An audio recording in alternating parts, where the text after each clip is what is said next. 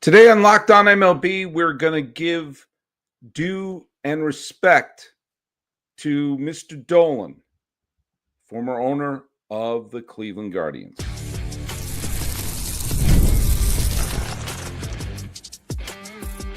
You are Locked On MLB, your daily MLB podcast, part of the Locked On Podcast Network, your team every day. Hello, baseball fans. Welcome to Locked On MLB, part of the Locked On Podcast Network, where it's your team every day. This is the daily podcast. We talk about all of Major League Baseball. I'm your host, Paul Francis Sullivan, but please call me Sully. Follow us at Locked On MLB Pods on Twitter or whatever they're calling it these days, and on the Instagrams. I'm your pal Sully. I'm at Sully Baseball Podcast on Instagram. Once every, 48 years, I go on something called Blue Sky. But the best way to get a hold of me is to put your comments right down here on YouTube. If you subscribe to us on YouTube, we're going to be reading some more YouTube responses later on today's show. Let's talk a little bit about the trivia question. And the trivia question we had was, in the first ever Major League draft, the first ever Major League draft, it was in 1965, and the first ever pick in the draft was famously Rick Monday, who went on to have a really fine career. I said, who was the first future Hall of Famer drafted? And Stephen Colatero, who's an everyday Sully listener, says Rod Carew. Not a bad guess, but not correct. O's fan 8 had it right. Johnny Bench. Johnny Bench was the Reds' first-round pick in that year's draft, and there you go. There were two other future Hall of Famers drafted in that year's draft. One was in the 10th round. Tom Seaver was drafted in the 10th round by the Los Angeles Dodgers. He did not sign. California kid, drafted by the Dodgers in 1965 when they still had Koufax and Drysdale. Seaver could have been a Dodger. He went on to USC, where later he was drafted in the first round by the Atlanta Braves. And a weird what if in baseball history, because that draft pick was nullified. If he was allowed to go through, if Tom Seaver had been drafted by the Braves, what would have that meant to Braves history and to Mets history? But speaking about what ifs, the other future Hall of Famer who was drafted and signed was another Met pick in the 12th round. Nolan Ryan from Alvin High School in Alvin, Texas. Talk about a what if in Mets history. If the Mets held on to Nolan Ryan or knew what to do with him, that would be something else. But we got some people already in the live chat because we're doing a live one here. If you're listening to us every day or watching us every day and you make a comment, make sure to put that hashtag #EverydaySully, because believe it or not, that has something to do with it helps us keep track. It helps us keep track. Justin Latta and I did a crossover episode the other day, and where we talked about the Cleveland Guardians. And then yesterday's show I had recorded before I learned about the passing of Larry Dolan. And Larry Dolan died the other day. The owner of the Cleveland, was originally the Indians, now they're the Guardians. He was 94 years old and was at this point kind of a hands-off owner. His son Paul has been basically in control of the team since 2013. We'll get to that in a little bit. Now, in the episode, it sounded like I was bad, and maybe I was in my way, sort of criticizing the ownership for having a team in the lower, the bottom 5 or 6 payroll when they're a legitimate pennant contender. And I said, if I didn't want them to spend like the Mets or the Dodgers or the Yankees, but God's sake, spend like the Diamondbacks and you could win a World Series title. It sounded like I was bad-mouthing, and perhaps I was being a little overly critical. Let's give the man his due. He took over the team in the 2000s when the Indians, that's what they were called then, were on an absolute crest. They were the joke organization, the foundation of the Major League movies. When the Jacobs got the team, got the new ballpark, built a wonderful ballpark. I went to the old Mistake by the Lake Municipal Stadium, and I've been to Jacobs Field, which is what it was called when I went there. And the Indians were the hottest ticket in town.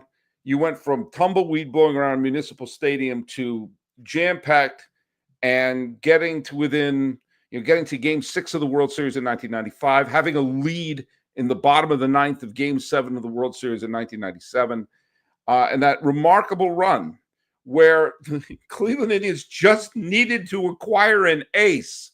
That's all they needed to do was acquire an ace, and they would have had a World Series title. And in that same time, Roger Clemens changed teams twice. Pedro Martinez changed teams. Randy Johnson changed teams from the Mariners to the Astros to Arizona Diamondbacks. Kurt Schilling changed teams. There's so many, like Jimmy Key changed teams. David Wells changed teams. There were so many great aces who changed teams, and none of them landed in Cleveland. If just one of them landed, there was a rumored trade that would have sent Pedro Martinez from the Montreal Expos to Cleveland. Had that trade gone through, the Indians would have won a World Series. There's absolutely no doubt in my mind. If you put an ace like Pedro Martinez on that team where Jim Tomei was batting 6th or 7th, holy Toledo, you had Sandy Alomar Jr. batting 8th on that team. Well, the Jacobs sold the team to the Dolans. And, while the attendance hasn't stayed as sky high as it was during the Albert Bell, Kenny Lofton years, a lot of the success has been there. They've had some dips, to be sure. Making the playoffs in 2001, the first full year that the Dolans owned the team, losing a heartbreaking series to Seattle. And then, they went through a rebuild. They got to Game 7 of the ALCS in 2007. And then basically right around the time Paul Dolan took over the squad, Cleveland's been a contender pretty much ever since. They went to the playoffs in 2013.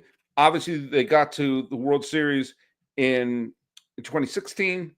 Had probably their best overall team in 2017. They got upset by the Yankees. Playoffs again in 2018. Playoffs in the COVID year 2020. Almost made it to the ALCS in 2022. Made it to Game 5 of the ALCS last year. And they have as good a chance as anybody, especially if Shane Bieber stays healthy, of coming back and being a playoff team this year. They always have their front office, has always been quality. They've always been able to develop good pitchers, make good trades. And, obviously they had the Terry Francona years and his tremendous coaching staff. They do put a quality product on the field. And when you think about some ownerships, like, I'll say it, Miami, they're a Mickey Mouse organization in Miami. Absolute Mickey Mouse. They got to the playoffs in 2023 and immediately tore the team down. And sold off players for pennies on the dollar. Pittsburgh, Mickey Mouse organization. Maybe they'll do something, but they haven't put a winning product on the field. Since the Francisco Cabrera hit in 1992, they've had 3 trips to the postseason. And how many losing records do they have in a row? Mickey Mouse organization in Anaheim, which has a tremendous flow of money coming into them, but they couldn't put a winning product in the field when they had 2 legends on there. So when you take a look at, yes, I know they don't have the sky-high payroll, and it is frustrating. But Dolan and the family have at least put a quality product on the field. And right now, I personally right now am picking Detroit to win the division, but Cleveland has as good a shot as anybody. And the other thing that is cool about it is that they're from Northern Ohio. They have some skin in the game in terms of wanting to have success there. They're not some interloper. It's not like the Steinbrenners. George Steinbrenner was from Cleveland. He wasn't a New Yorker by any stretch of the imagination. He became one, but even then he became more of a Floridian. I digress. And did a lot of great charitable work for the good people of Cleveland, including keeping youth baseball alive in public schools and in youth organizations throughout Cleveland. So I kind of felt badly that on the day before Larry Dolan died at 94, I was kind of not being too kind to him. So now's the day you pay your respects. Larry Dolan's going to be in the in memoriam video, and he put a good quality product on the field. And if you're a Cleveland fan, and I know the owners of Milwaukee got in trouble for saying this, but I'll say it here. The job is to give you entertainment in the summer. And if you're a Cleveland fan, over the last few decades, you've had that.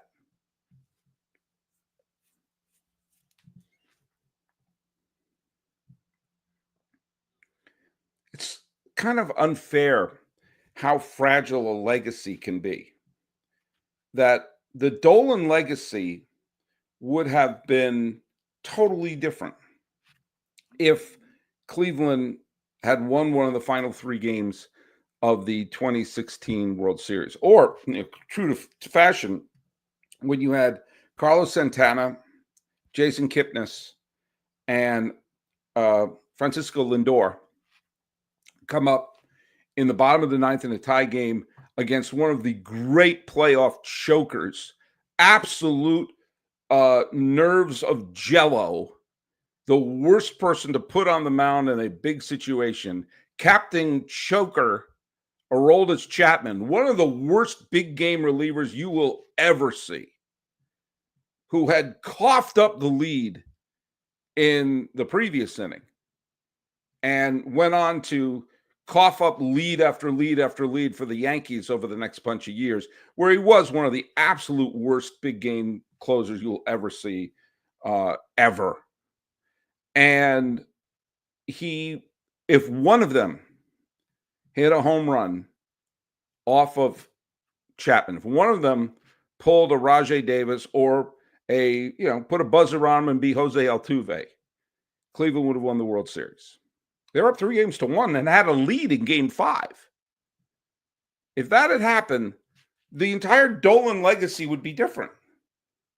He would be the man who finally brought, under his stewardship, the championship to Cleveland. And it's cruel. It is cruel because it's of no fault of his own.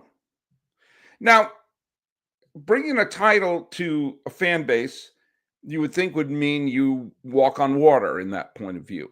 It's funny to hear Red Sox fans trash Henry and the current Red Sox ownership when we go, let's reverse the clock back. Let's be Superman and spin the world back and reverse time and have it be it's the bottom of the 9th, Game 4 of the ALCS, the Red Sox on the verge of being swept by the Yankees in the 2004 ALCS. And I would come up to you and say, hey, between now and 2018, you'll see the Red Sox win 4 World Series titles. And to think that, Red Sox fans who were like, I just want to see one before I die, can now say, hey, do you know what? I like that one better than that. There would be a title. There would be a year that won a championship that wouldn't even be on the medal stand because there were so many of them. And yet people would still trash the ownership. And I have trashed the ownership mainly because they punted on Mookie Betts, saying, well, we want to save a little money, so let's basically DFA Mookie Betts. Loria won a World Series title with the Marlins.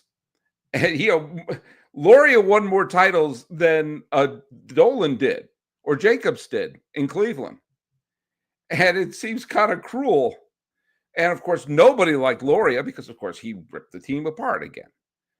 But legacies are not fair. They're not. How we remember people, it's not fair. Dolan would be one of the great revered figures in Cleveland history if Jason Kipnis' fly ball didn't hook foul. If that was a little higher and straighter and landed in the seats, Dolan would walk on water. Dolan would be one of the great sports figures in Cleveland history because finally there was a World Series winner. All of the past losses, the Willie Mays catch, the David Justice home run, Jose Mesa, and then later the Tony Fernandez. Tony Fernandez, one of the greatest defensive infielders I've ever seen in my life booting a ball in a key situation. All that would be wiped out. The Troy O'Leary home runs and Pedro Martinez coming out of the bullpen in 99, the Kenny Lofton not scoring, all those would be wiped out. Wiped out. Like Men in Black, just sort of erased. I've seen that. I've seen it as growing up a big Red Sox fan. All that got erased. Talk to Bryce Patrick, who's wonderful host of Locked On Rangers, and all the agony of being a Ranger fan, being one strike away twice in the same damn game of winning the World Series, being a Nelson Cruz leap away from winning the World Series, erased. The San Francisco Giants, oh my goodness, what horrible luck they had. Line drive by Willie McCovey, not scoring a run in the final two games against the Cardinals in 87. Dropping a 5-0 potential clinching winning game in Anaheim, not being able to win with Willie Mays in San Francisco, not being able to win with Barry Bonds, winning 103 games and being locked out of the playoffs because Atlanta was in the West. And oh yeah, an earthquake hit Game 3 of the World Series on the day where the Giants were favored to win that game because of the pitching matchup. Let's have an earthquake and bring back Dave Stewart. All that got erased. All of it. The frustration of whatever team wins, that all gets wiped out. Wow. In one big eraser. And that's how close it was happening to Cleveland. And now their agony moves on. And we're going to see what happens with Paul Dolan. Because as I said, since he took over and basically running the show, they've consistently been a contender. This is a franchise that needs to win it all once. Once would mean a lot. Once meant a lot to White Sox fans. Once meant a lot to Royals fans. Once meant a lot to this current Braves fandom. Or all the decisions made by the Nationals, let's protect Steven Strasburg, and all those years where they came up short, when they finally won, it was all worth it. We know that. We know that's going to be the case with this Cleveland Guardians team. And yes, they're the Guardians. I know some people loved Chief Wahoo and everything like that. That changed under the Dolans. And as I point out many times, Chief Wahoo was not exactly a good luck charm. Only 2 teams have lost Game 7 of the World Series at extra innings during the wildcard era. Both of them were wearing the Chief Wahoo hat. Maybe it's time to turn the page on that. But we'll see. But the Dolans, Larry Dolan, rest in peace. Paul Dolan, be interesting to see if he keeps the team. That's always on the table. When the patriarch dies, it's not always King Lear. Hal Steinbrenner's sticking around. I think eventually Hal's going to sell the team. We're not sure sometimes when the son inherits the team if it's going to be a situation where the family continues to do a good job, or if he's going like, if I cash out now, my great-grandchildren could go to law school on Grandpa Dolan. And it'd be interesting to see what happens. It really would. There are some teams that are up for sale. Minnesota could potentially be up for sale. For all that is good and holy, please, Angels, be up for sale. Will the Guardians be up for sale? I don't know. There are rumors about the Rays, and if that's true, that'll be really interesting. If the A's get sold to a Sacramento group, wow, that would be pretty amazing. But either way, rest in peace, Larry Dolan. And Dolan family, let's see if you can bring it home once. Let's hear from our friends over at Wonderful Pistachios. Looking for a snack that's both delicious and nutritious? Crack into a good source of protein with Wonderful Pistachios. Wonderful Pistachios is one of the highest protein nuts. Each 1-ounce serving has 6 grams of protein, giving you over 10% of your daily value. Plus, they're packed with fiber and better-for-you unsaturated fats to help keep you feeling fuller longer. I like the no shells variety. It's a perfect grab-and-go snack for busy days. I'm running around teaching my classes, doing my podcast. And if I just need a quick protein boost, it's always my go-to. And if you love cracking open every shell for that satisfying crunch, you got an in-shell option as well. Man, whether you're running between classes that you teach, you're dropping off the kids, you're doing your podcast, Wonderful Pistachios are the snack that works as hard as you do. And Wonderful Pistachios is a complete protein with all 9 essential amino acids. Get snackin', get crackin' with a snack that packs a protein punch. Visit wonderfulpistachios.com to learn more. I did the episode on ESPN yesterday, and I got a lot of responses for it. I'm no way I'm ever going to get through all of these. Hey, Hot Wax 9376 has talked about the ending of the baseball relationship with ESPN. This is excellent news. ESPN ruins every sport they touch. Certainly not in the day they didn't. They found all great new ways to cover baseball. The way they covered hockey was fantastic. I mean, give credit for when it's due. I mean, ESPN has turned into something very different now, but I don't know. I don't want to disrespect their legacy because their legacy is something really great. Useless Charge brought in said, does anyone need ESPN? All we need is get all the sports and stop this idiot blackout policy. I agree. ESPN, like Blockbuster Video, has gone past its value and gone past what we, that's we don't that we're in a post ESPN world. Honestly, if you're a fan, if you're a sports fan, if you're listening to me right now, I assume you are. When was the last time you waited for SportsCenter to be on? When was the last time that was a big moment? It's been a while. Jeff Cohen, who's an everyday Sully, says, Sully, do you suggest that instead of all the streaming services for baseball, just get the MLB app? Well, yeah, no, that's I want it all to end up there. I mean, if my team that I'm interested in is not available to watch, I'll listen to it. I can listen to any game on the app, including playoff games. And I have grown to, as I said the other day, I've grown to prefer listening to games than to watching them. But especially if I'm driving, especially if I'm walking, especially if I'm doing something, I love having to listen to the game. And I will sit you can't see my couch is right over there. I will sit on my couch listening to a game. I mean, maybe I was born in the wrong decade, but that to me is that is the case. But if the right thing to do is to just put all the teams on, put all the games on one app, and again, I will pay the subscription fee. I think, if you have elderly parents who want to watch the game, don't have them going around. It's on Roku. It's on what? You never want to have that conversation. It's on Roku. It's on what? You need to put them all in one place and not have it be confusing. It's confusing enough. Tim Firth, 24, will Prime Video steal MLB from ESPN? I hope not. I don't want them on Amazon. I don't want it on Roku. I don't want it on Disney Plus. I don't want it on Apple TV. I want it on one damn spot, and I will pay the fee because whatever it costs to put all my games in one spot and be able to tell my mom, here's where the games are. Be able to tell my mother-in-law, here's where the Giant game is.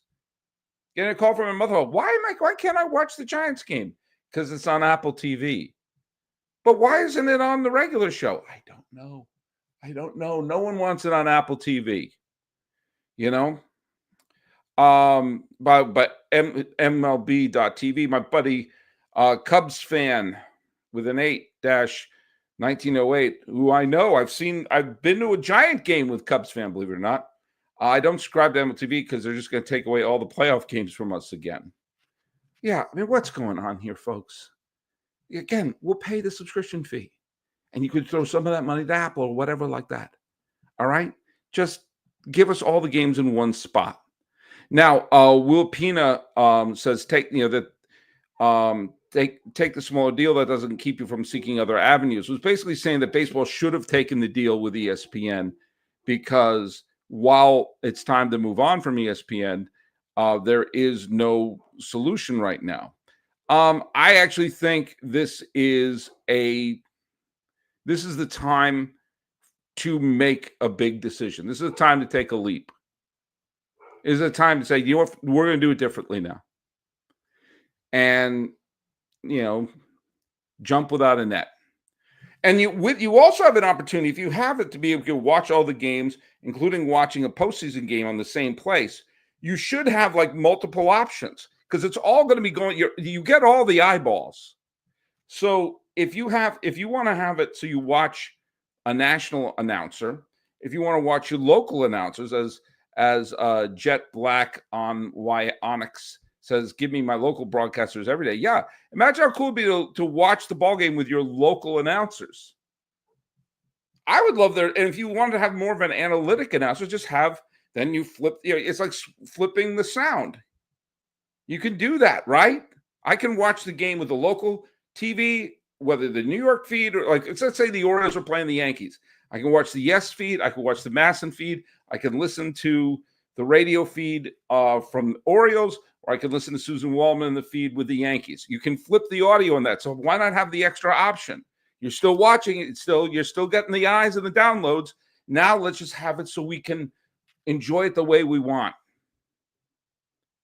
That's not too hard to understand.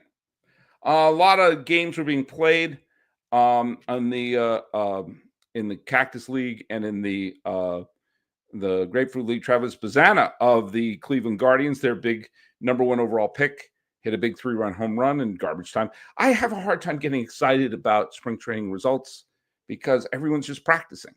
And if I see, someone hit a big home run off of this pitcher, well, how do we know? We know the pitcher's not going at full speed, and the pitcher might be working on their mechanics rather than trying to strike someone out. So, I mean, it's fun watching a game because it's baseball, for goodness sakes. But alas, it's fun to see some of the young kids getting a hold of one. Let's just hear now, in terms of the trivia question, this is something I don't normally do, but I'm going to do it this time. I'm taking the trivia question from one of my Everyday Sully listeners. Aloha Uehara responded to when I did the trivia question of what uniform were, Pete Rose wearing when he got his 4,000th hit? What uniform was Ty Cobb wearing when he got his 4,000th hit? Pete Rose with Montreal, Ty Cobb with Philadelphia. Now, one other player did wind up getting 4,000 hits. If you combine his 3,000 some odd hits that he got in America and his, 1,000 some odd hits he got in Japan, Ichiro Suzuki got over 4,000 professional hits. And that brings us to Aloha Uehara's trivia question, which I'm throwing out to you as a trivia question. Sully meant to send this a few days ago. Do you know the uniform Ichiro was wearing when he got his 4,000th professional hit? This is an awesome feel-good moment, baseball moment. So that's your trivia question. What uniform, what team was Ichiro Suzuki playing for when he got his 4,000th professional hit, combining his time in Japan and in America? Put your answer right down there in the trivia question. I can see my mom's listening. Hi, Mom. And yes, Mom, you're one of the reasons why I want to have all the games in one spot so I don't get a call sometime in the middle of June saying, where the hell is the Giants game? And I say, it's on Roku. And I know for a fact, Mom, you don't know where the hell Roku is. Do you know why? I don't know either. So follow us at Locked On MLB Pods on Twitter or whatever they're calling it these days. And on the Instagrams. I'm your pal Sully. I'm at Sully Baseball Podcast on Instagram. And, well, once every 43 years on something called Blue Sky. But please, please, please post your comments down here on YouTube. And if you're listening every day, put the hashtag Everyday Sully. Talking about Larry Dolan and giving credit where credit is due and responding to your thoughts on the ESPN episode. This has been Locked On MLB. I am your host, Paul Francis Sullivan. Everyone but my mother can call me Sully.